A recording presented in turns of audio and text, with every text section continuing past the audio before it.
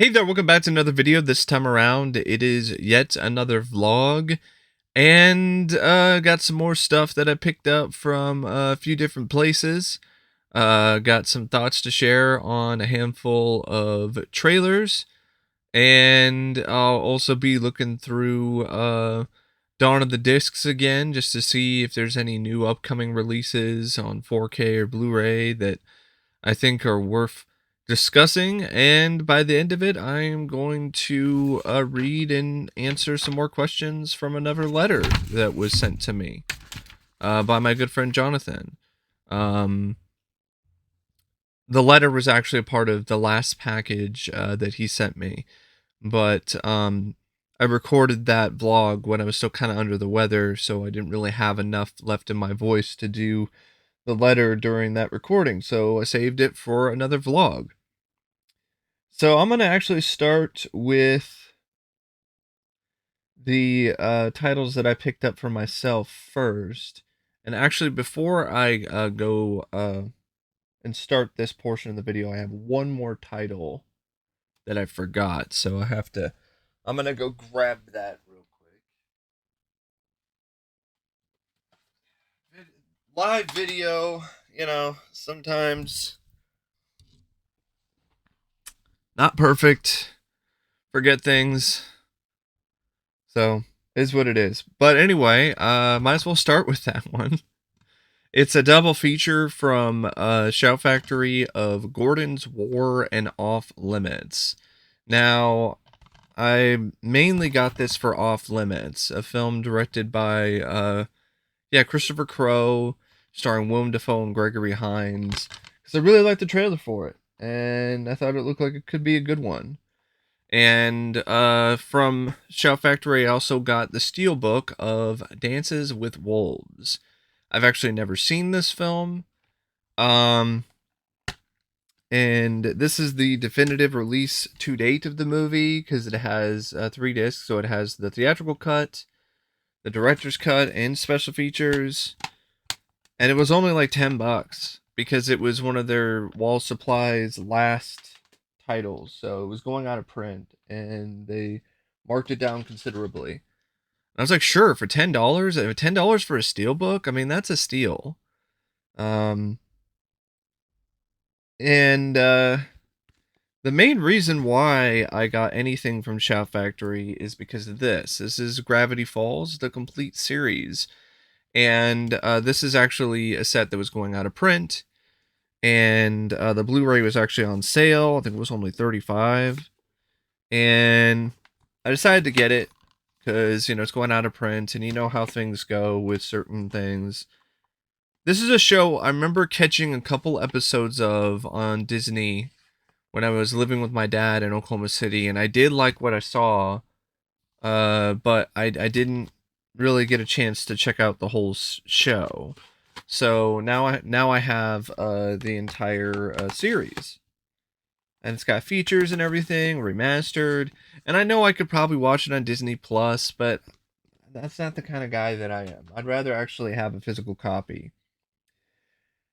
And speaking of stuff that I have a physical copy of, this is a prime example of why you should not, let's just say, shop and decide to buy things like after midnight when you haven't had a lot of sleep, and also when you're kind of feeling a little depressed.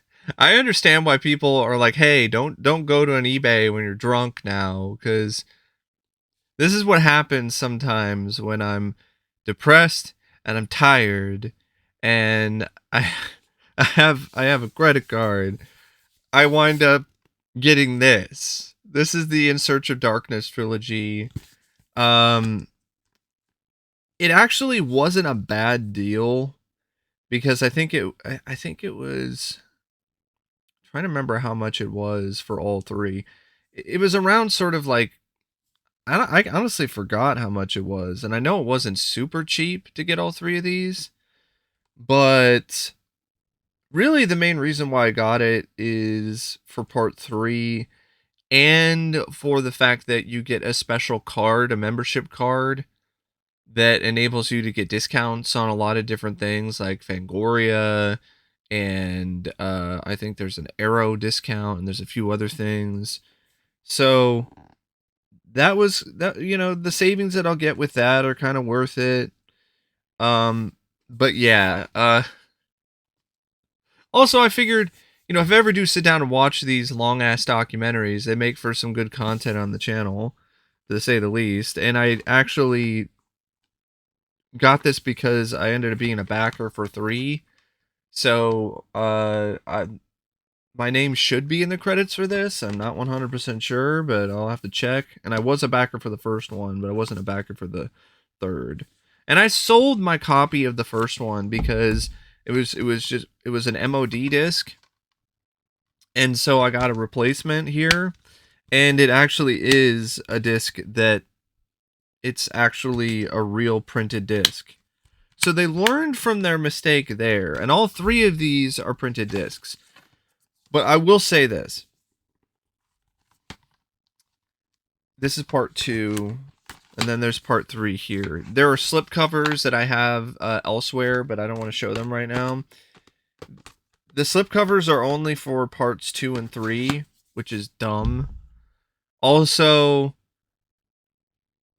they are not really that high quality, at least not to me personally. I thought they felt kind of cheap. This whole thing kind of feels kind of a little sort of cheap. But it's a Kickstarter thing, Indiegogo deal. But yeah, I have In Search of Darkness. And they also announced through like a card in the set that they're gonna do In Search of Darkness 90s horror.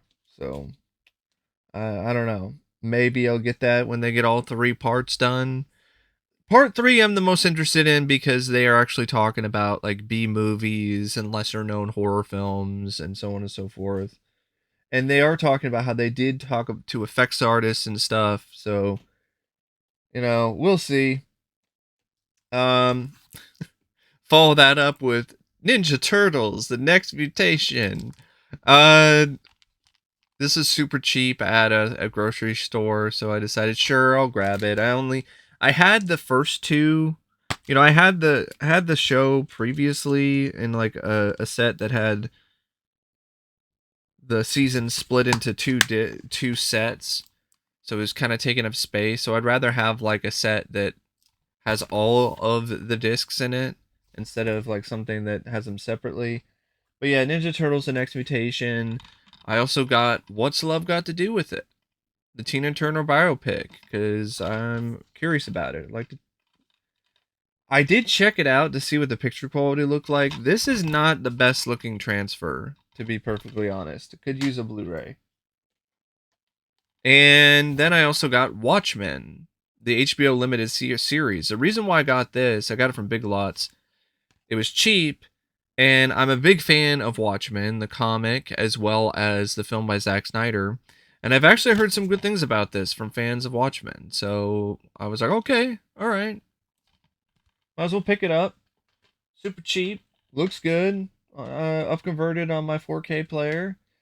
And then here we have the rest of the titles. So we have, this is the most recent title I got. I pre-ordered this. Dr. Giggles. This is the recent release from Scream Factory. This is really cool that finally this film has a standalone release with a proper remaster. I haven't watched it yet, but I honestly do want to watch it sometime and do a review or a new review of Dr. Giggles and also watch the features. This has interviews with the director and an unearthed interview with Larry Cohen before he passed away. And they also interviewed Brian May. This interview with the film music historian or whatever that is. But yeah, Dr. Giggles. I'm surprised it's not a collector's edition and with a slipcover and everything, since it was a very highly requested title for Scream Factory.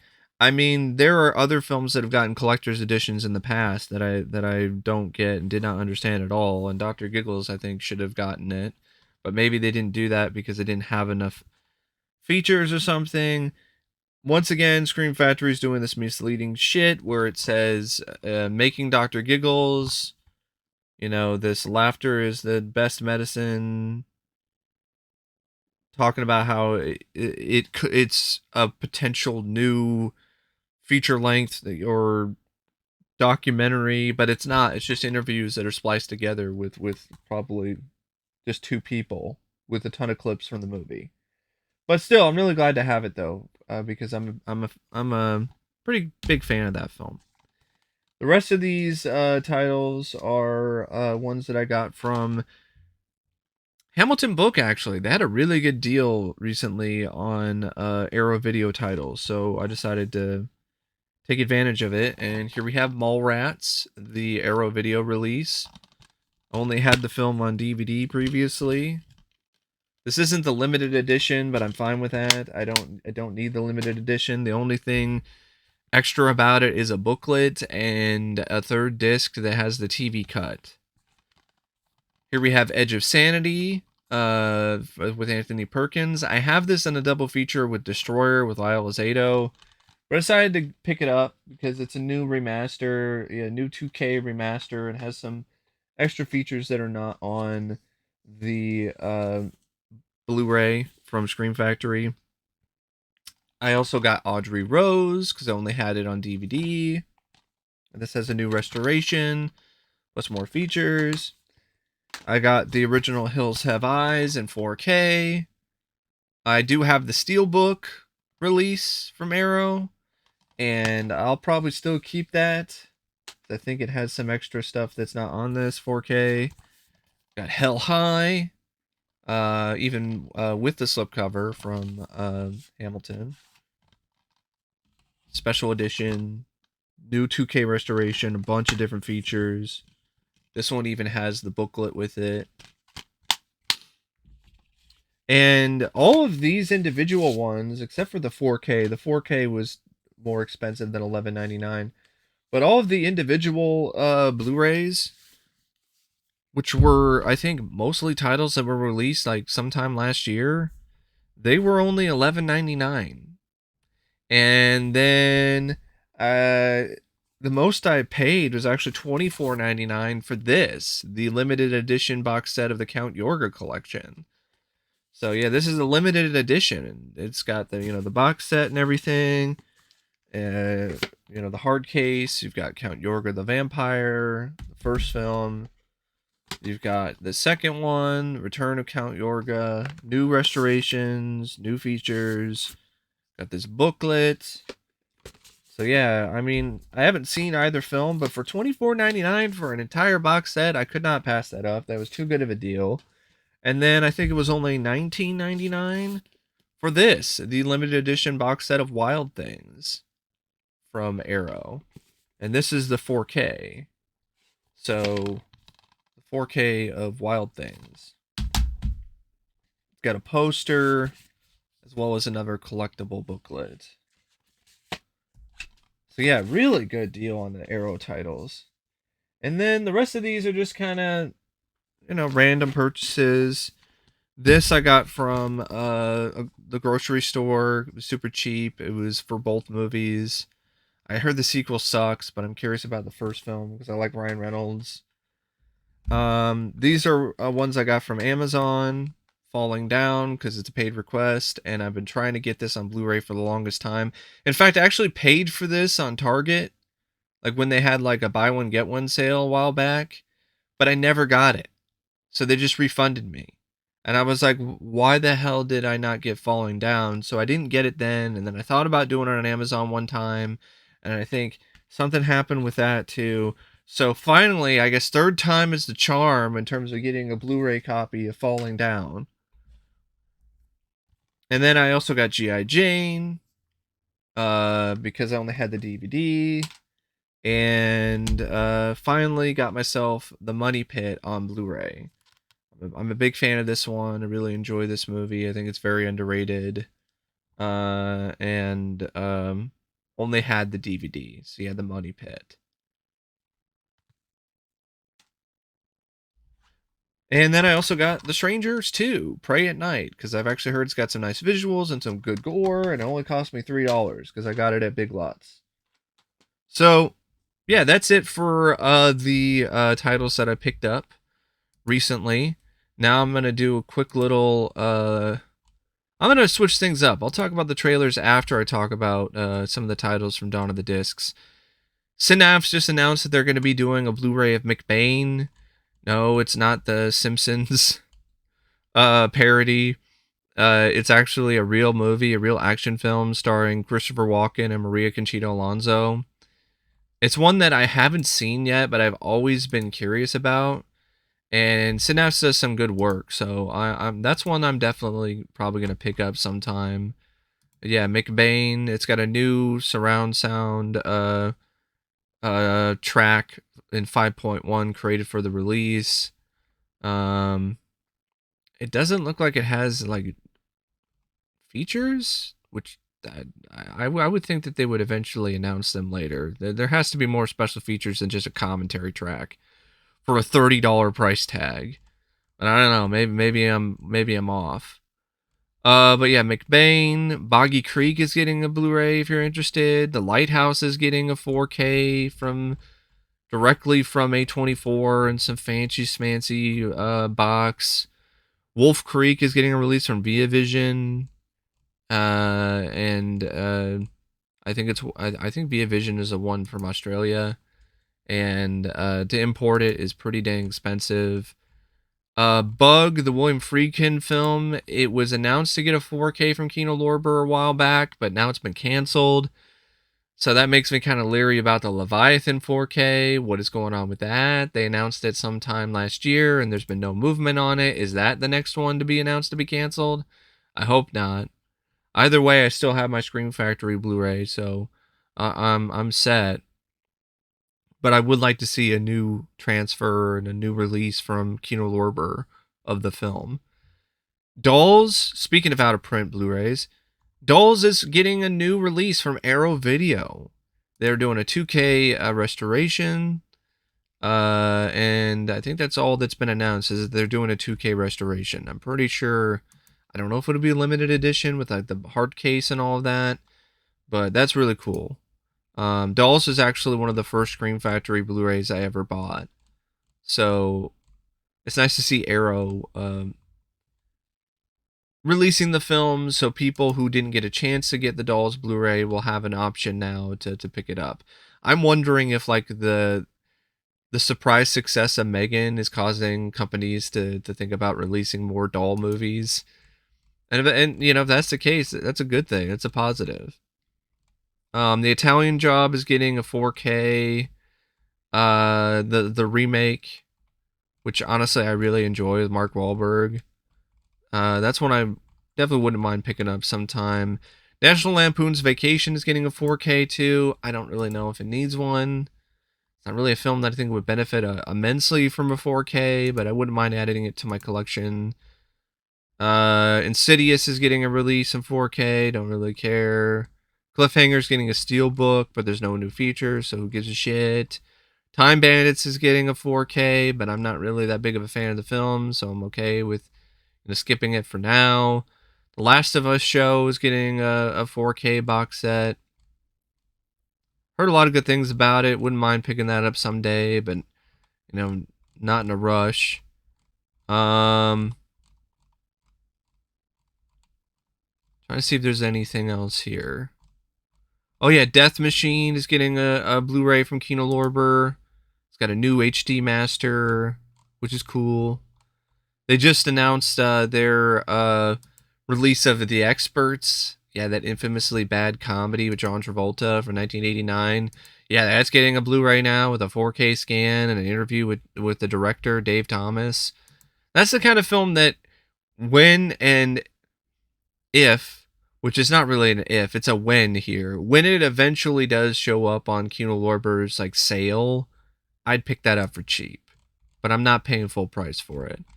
If you're a fan of Alf, the Project Alf movie is getting a Blu-ray from Liberation Hall. But as Liberation Hall, the same people who were responsible for the RoboCop the series Blu-ray, which was a botched mess. So Good luck with that. Um,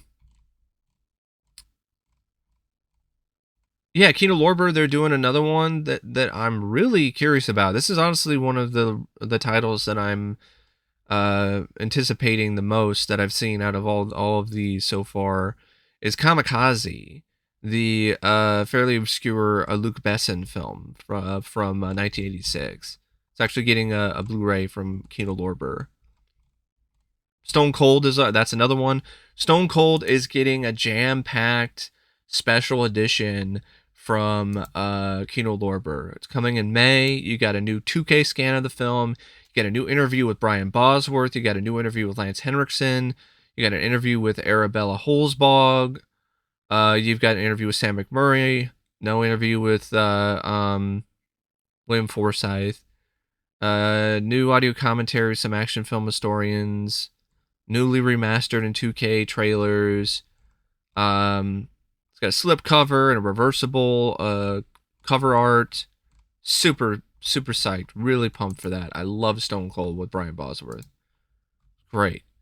Be nice to upgrade the all of films release, which was just aggressively mediocre.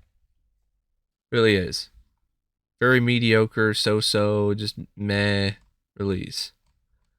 The Firm with Tom Cruise is getting a 4K. Do not care. That film is very forgettable and boring. Original Vision of the Body Snatchers is getting a release. And we're all caught up.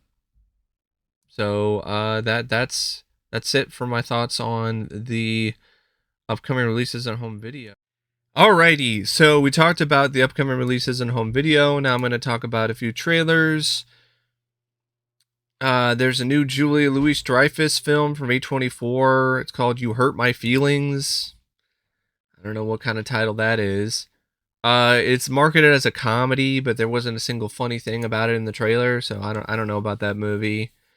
Joyride, it's like a raunchy comedy with an all Asian cast. Honestly, that looked kind of fun. I'm not going to see that in the theater, but it looked like it could be a fun watch. I like the cast. I think they have some good chemistry. Some of the jokes actually did crack me up. But it's definitely not something that I would see in the theater. Ruby Gillman, Teenage Kraken. I like the idea that it's essentially giving the middle finger to Disney. It's like, hey, you're going to release a Little Mermaid live action remake. We're going to release our own animated movie, and Ariel is going to be the villain. I love that. I think that's pretty funny. That being said, I didn't really love the trailer. I like the fact that they're giving the middle finger to Disney, but the trailer looked very generic to me. Wasn't really that impressed with the animation. Jane Fonda's voiceover work as the grandmother was awful, and I don't know. I'm not really, I'm not a kid anymore, so a lot of these kids films don't really intrigue me as much. But I definitely think that has a lot more promise than Disney's The Little Mermaid. Might as well talk about that. That trailer was terrible. All the color was pretty much sapped out of the screen. The CGI looked just embarrassingly bad. It almost looked like the VFX crew was purposefully, I don't know why I can't speak right now. But yeah, it looks like the VFX crew on purpose made it look as bad as they possibly could, or just did as lazy of a job as ever because of how they've been treated. So the effects just look shitty. And I don't really think we need a live action remake of The Little Mermaid. Melissa McCarthy as Ursula is, it's not even cringe, it's just boring because she's just doing the same shtick as the original voice actress for Ursula. She's not even making it her own in any capacity. At least the lead girl who's playing Ariel, even though, yes, it's a race swapped Ariel, she's at least trying. Melissa McCarthy isn't trying at all. And I just, I don't even think it really looks that good visually. Like the original Little Mermaid, the animated film, it had vibrant and colorful visuals. Like this looks murky and dingy and just ugly to look at most of the time. Yeah, no, not impressed at all. To me personally, the Little Mermaid remake can just stay under the sea. Another thing that can go under the sea and get locked in Davy Jones's locker for good is No Hard Feelings. I'm so fucking tired of seeing this trailer. I've seen like 2 movies this month, and each time had this trailer in the trailer block before the movie started. This film looks horribly unfunny.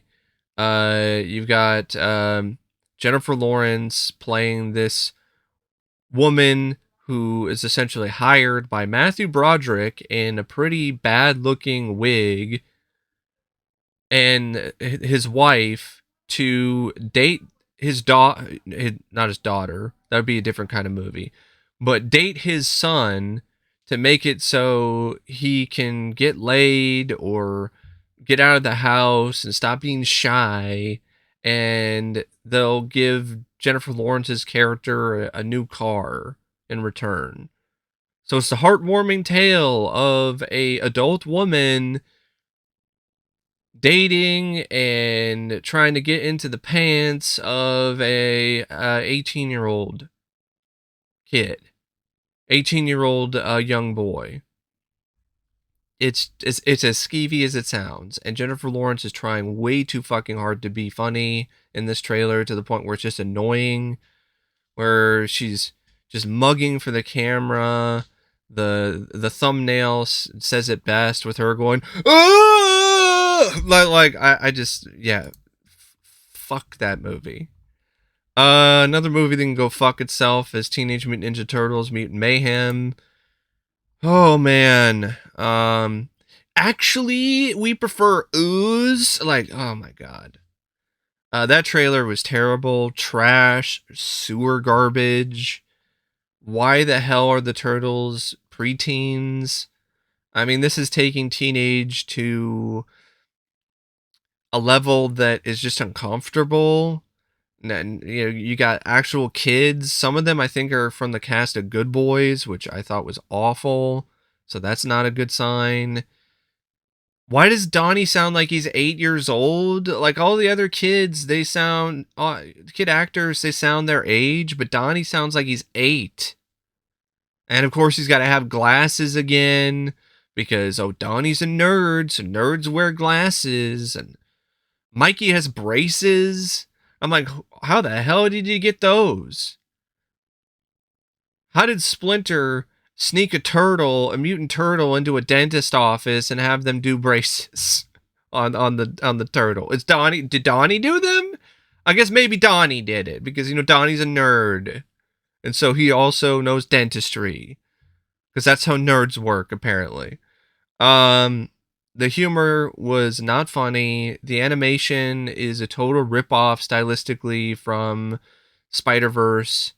And I honestly don't feel that that's necessarily the best look for Turtles. April O'Neil looks like a trash bag. I'm not saying that, you know, she looks like a trash bag because of, other reasons like her ethnicity or her race. It's because of the way that she's designed. She literally looks like a trash bag in terms of the character design. Not a fan of that. And it just looks bad. It doesn't look funny. The whole stuff with the actually we prefer ooze is just cringe and lame. So is the scene where Raph throws his sigh into one of his brother's legs, and one of the brothers freaks out like, ah! You could totally see that kind of thing in a lazy comedy from like Seth Rogen or someone else.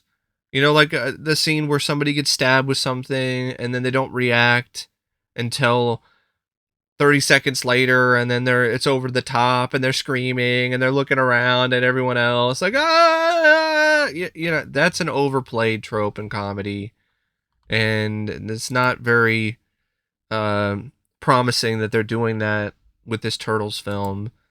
And yeah, I don't like the design of the turtles. It reminds me too much of Rise of TMNT and that design, which sucked ass. And at this point, just no more turtles. Just if you're gonna do it, give us like a PG-13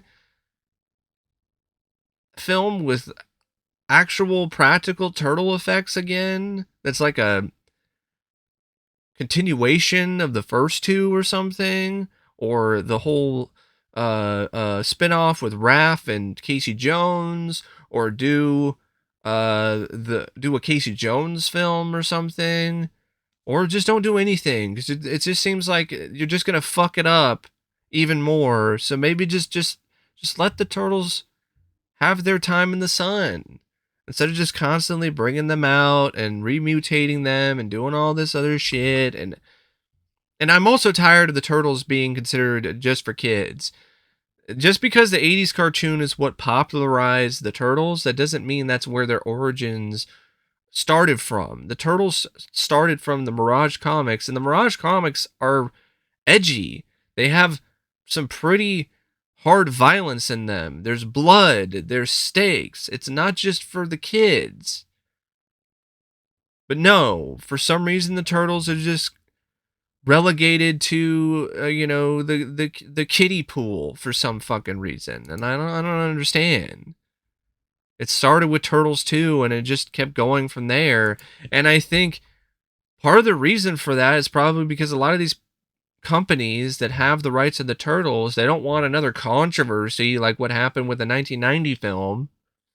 You know, when parents got upset and were outraged over Raph saying damn, among other things, in that movie. And speaking of the 1990 film, we get this shit, but we don't get a special edition of the 1990 movie, with a new 2K or 4K remaster, with special features and stuff. No, instead we get a Smell-O-Vision version from Umbrella with scratch and sniff fucking stickers. Oh, so we get that from the 1990 film. And for another Turtles film, we get this fucking ugly looking shit with Mutant Mayhem, with Seth Rogen involved creatively, which is a disaster waiting to happen. Did people already forget Santa Inc? So yeah, ugh. So that's my thoughts on the latest trailers that I saw. Now I'm gonna get to the letter that Jonathan sent me. So he starts it off talking about a jackpot that he's gonna send me in May for my birthday, which I'm really thankful for. Thank you. And he mentions that he liked my review of Elvis. He agrees that Color Money is better than The Hustler. Talks about how Scream 6 might suck. It kind of did, so you weren't far off at all.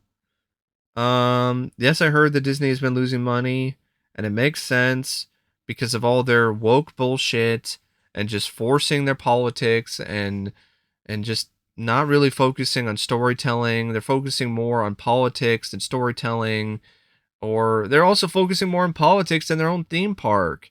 And it seems like as of right now, they may be starting to get the idea, because Victoria Alonso, who was the VFX head at Marvel and has been a part of Marvel for a long time, she got canned, and she was another one of those members of the woke parade because of the fact that she actually said on camera in an interview, I think for Captain Marvel or Miss Marvel, the show, where she talked about how the X-Men is a misogynistic name because it doesn't include women in the title. And I was just like, oh my God, are you fucking kidding me? And that's why we don't. And she's honestly probably one of the reasons why we did with the X-Men being introduced into the MCU. They're not called the X-Men because of this fucking bullshit. So maybe, people are getting a clue. Sorry about that. My skin just gets drier and drier and drier whenever, I read about this bullshit. But yeah, maybe that's why she got canned. Disney and a lot of people who are higher up on the ladder, they realize that this shit is not going to help matters, that it's just going to keep making them go even more broke than they already are. So they're cleaning house. We'll see what happens. But it's a good start to say the least. Lucasfilm is next. Like Kathleen Kennedy, you're fired. I'm looking forward to hearing that. Hope that's the next domino to fall. Willow didn't do well. Yeah, because they deconstructed the hero again and made Willow into a fucking pathetic loser and spent too much of the time focusing on identity politics versus a story. Big surprise. Um the Proud Family reboot, for some reason, in a kids show, they're talking about critical race theory, and then on top of that, they're showcasing revisionist history about slavery that's honestly pretty damaging and destructive for young, impressionable minds. Yeah, I don't know why the fuck that it's in the Proud Family. I used to watch the Proud Family on Disney Channel growing up, and I'm like, what the hell is this? What kid is even gonna understand any of this rhetoric in the first place? Let alone give a shit. This isn't for the kids. This isn't to educate the kids. This is for you to force your politics on other people and just have a platform to just force feed people your politics. This isn't about like learning anything. It's about forcing people to submit or agree to a mindset or your opinion. It's bullshit. Um Indy 5, Indiana Jones and the Dial of Destiny. I don't know if it'll underperform. I think it'll actually do pretty well, sadly. This is kind of how it is with these nostalgic properties. But I definitely don't feel that it's going to lead to any more Indiana Jones films with Harrison Ford because he's already too old. And if we do get more Indiana Jones stuff, it'll be some reboot, be about somebody else. I'd rather see them do something with Short Round, to be honest, than with Phoebe Waller-Bridge. But you know, that's just me. Um, talks about Lucasfilm finally releasing the original unaltered Star Wars trilogy in 4K. You know what? I don't know if that'll ever happen. It's again just all this bullshit. Just makes my skin dry out like the fucking Sahara. I apologize for the flakiness. It's kind of fitting because so many flaky people work in fucking Hollywood today. So yeah, you have the Star Wars original trilogy, like that'll never get released officially because George Lucas has something in his contract, I think, when he sold it to Lucasfilm. Well, I mean, when he sold Lucasfilm to Disney. I was talking about some reviews that he can't wait to see from me. Yeah, I'll definitely get around to that sometime. Talks about the rant that I'm going to do eventually where I talk about the death of the mainstream horror icon. And I agree with a lot of those points there. Talks about The Counselor. Talks about the movie Strays, which looks really shitty. The comedy, where it's just raunchy. Homeward Bound. Do I think comedy is too safe and stale now? Not necessarily. It just depends on the comic. I definitely don't agree with that. I think there are still some good comedians out there. And there actually are some female comedians who are actually funny. You know, that aren't just Amy Schumer talking about my vagina. Like there's Taylor Tomlinson, who I've been getting into, Eliza Schlesinger, who kills it on stage. And of course, there's Dave Chappelle and there's other hilarious male comedians as well. But yeah, I don't think that comedy is getting too stale now. And it's a good and nice. And I'm glad you mentioned Mike Judge because there's another season of the Beavis and Butthead revival that's going to be coming out, I think, sometime this year. And he didn't change anything with the new Beavis and Butthead, which is really nice to see. I don't know what's going to happen with the King of the Hill. It's a King of the Ill. I mean, if it sucks, then you got a perfect title for the King of the Hill reboot, King of the Ill. But yeah, there's a new King of the Hill that's coming. They're working on. I don't know about that. John Wick 4 was my most anticipated film of this year until I found out something that just fucking infuriates me. But I'll still see the movie sometime soon, and I'll share my thoughts on the film then. But god damn it. I mean, fuck. I'm not going to spoil it, but damn, man. That's all I got to say. Um, Then he talks about some other sort of reviews that I could do. He mentions, oh, I didn't know about this, that later this year, Conan the Barbarian could finally be coming to 4K from Arrow, from the 1981 film, not the remake with Jason Momoa, the original, the iconic, the classic fantasy epic Conan the Barbarian. And I hope they have both versions of the film on there too, and I'm pretty sure they will. That would be a highly anticipated release for me for this year if that actually is real. And yes, The Abyss, True Lies, and I think Aliens, Titanic is another one. Those James Cameron films are in the works for this year. My inside source, I guess, was given some wrong information about The Abyss coming out in March because it's March 21st and there's no announcement about anything. But The Abyss will come out though this year. I know that for a fact because I got confirmation from an inside source who actually knows the guy who did the remaster. So that's for sure coming out sometime this year in 4K. And he did mention True Lies as well, but didn't have any sort of definitive release date on that. Night of the Living Dead 4K from Arrow or Scream Factory. If it's the 1990 film, I'll be into it. If it's the original from the 60s, I'm fine with my Criterion Blu-ray. Somebody hope we get Wolf. Like, I'm all right with the Indicator release. I think it's the Indicator. I think that's what it is. I'm fine with that. That release is really good. It's even got a feature-length documentary on it. Arrow might do a 4K of Killer Clowns. I'm fine with the Blu-ray, to be honest. Thelma and Louise is getting a 4K. Yeah, not really anything I'm really that excited about. Toxic Avenger movies are coming to 4K. Maybe for the collection someday. Maybe. Then Jonathan talks about some other things that I could potentially review. Maybe. Might do it. Not 100% sure though. Talks about Kevin Smith being a sellout. He definitely is. He smoked so many of his brain cells with all the bowls of weed that he decided to smoke. It's a shame, but it is what it is. Talks about RoboCop 3 and how much that sucks. Then he's talking about Dr. Giggles, the Blu-ray, which I just showed in the same video.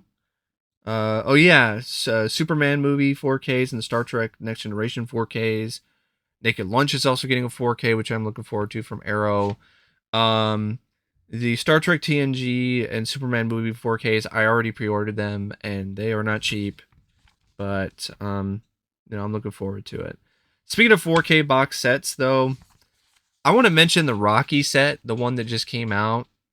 Not only is it one of those sets where you know that that whoever it's not Paramount this time, but you know whoever is releasing it is going to pull a Paramount, and they're going to release another set later that's going to have all 6 films in it.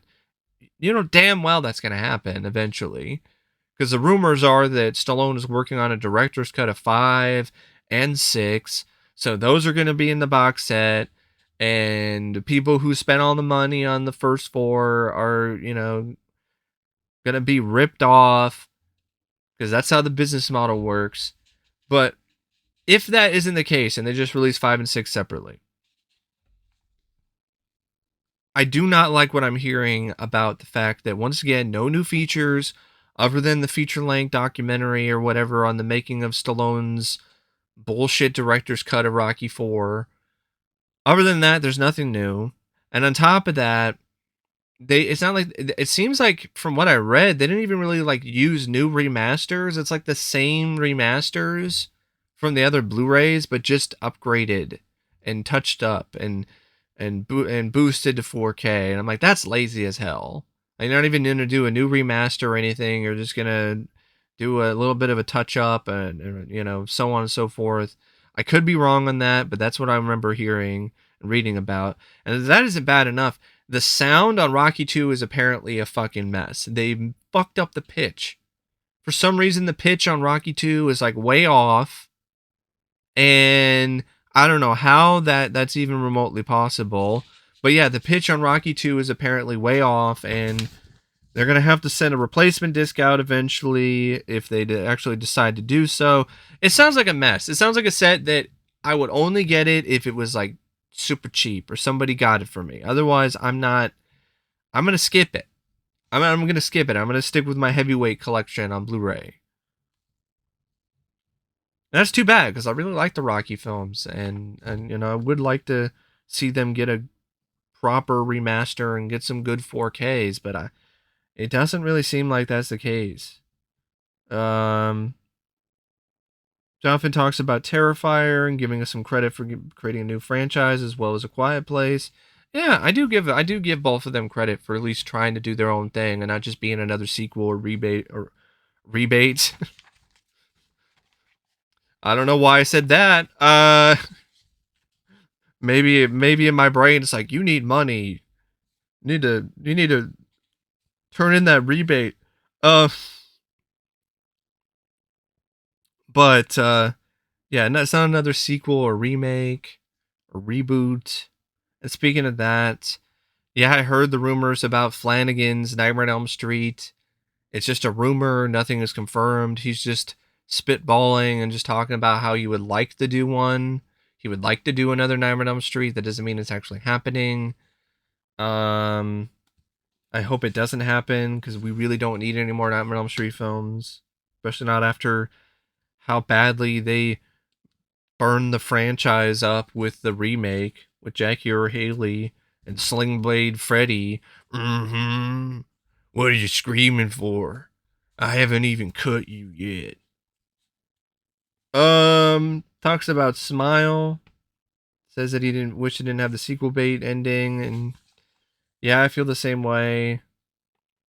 And it's getting a sequel, so I guess it kind of worked out for him.